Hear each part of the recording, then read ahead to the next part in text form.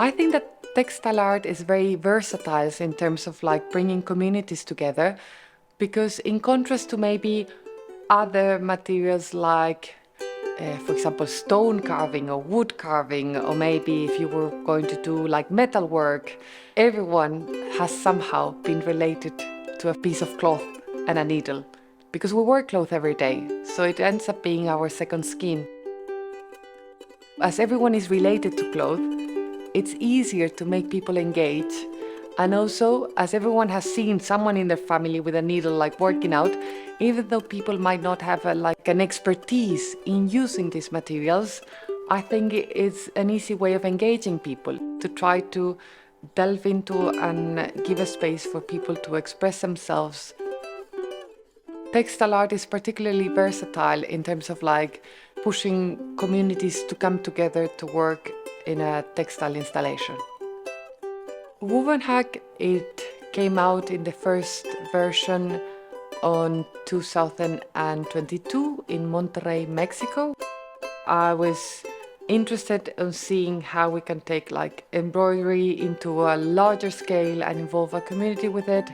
And also was particularly interested in how we can do a participatory installation that could also foster a more sustainable mentality. In Northern Ireland, we have decided to focus the project in 4 main subtopics. So the first is to highlight the textile tradition and heritage of Northern Ireland.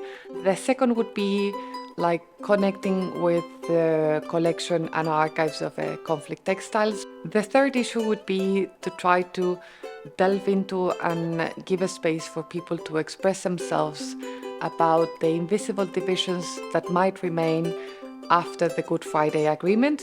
The fourth topic is to reflect upon the impact of climate change in the coastal landscapes and invite the community to recycle and reuse their textiles as a way of denouncing the amount of pollution produced by the textile industry. Embroidery, in terms of a traditional art form, has always been a communal activity, and it's been fantastic for the past 3 weeks to just drop into the studio and see new faces here and people becoming friends, and they're sharing an experience that is creative. They're getting to know people, they're sharing skills, and they're creating something that they have a sense of ownership of.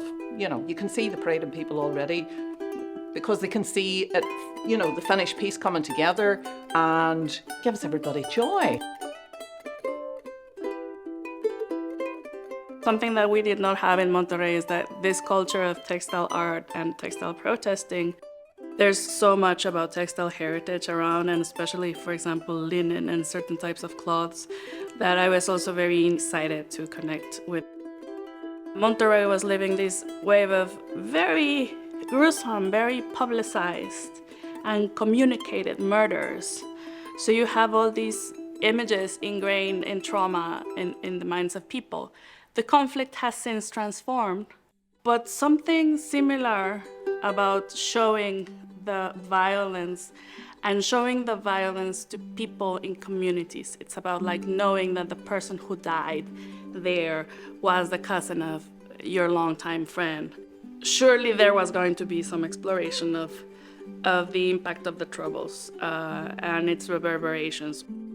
I started this particular academic journey thinking that this was a very weak thesis, but the more these projects consolidate and come into fruition and we meet the people and we continue meeting the people, the more I think that doing is another form of thinking. I'm more and more convinced about that these gestures with the hands, these movements, these very subtle practices that do not enter a stage or are not considered art, these are very important ways of thinking.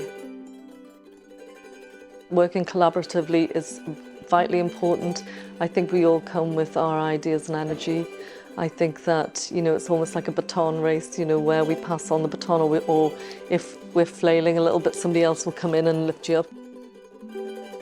I was really taken aback by how much work a small team could produce, and just how everyone worked together very fluidly, and the scale of the project, just to be backed by such a small team. You learn by doing. You don't learn so much by giving a lecture. Lectures are for people who have already decided what they want to learn.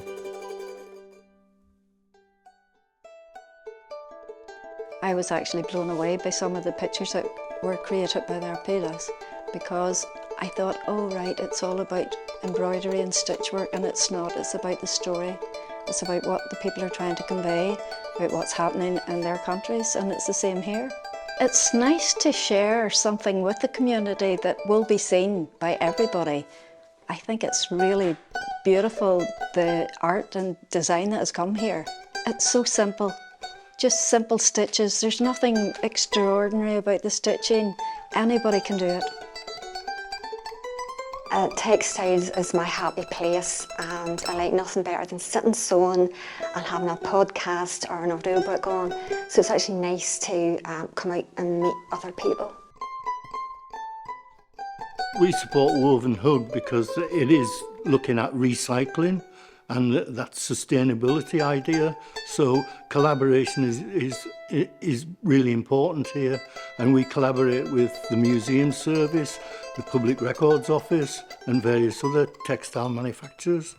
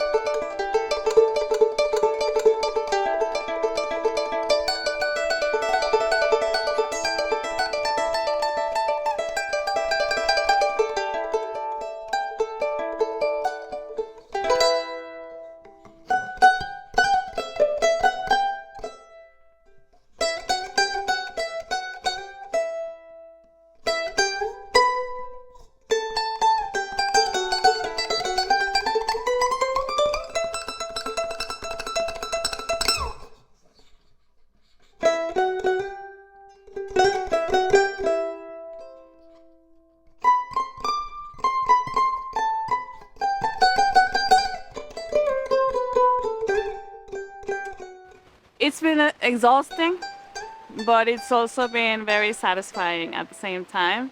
The process of woven hug has been both challenging and a very enriching experience.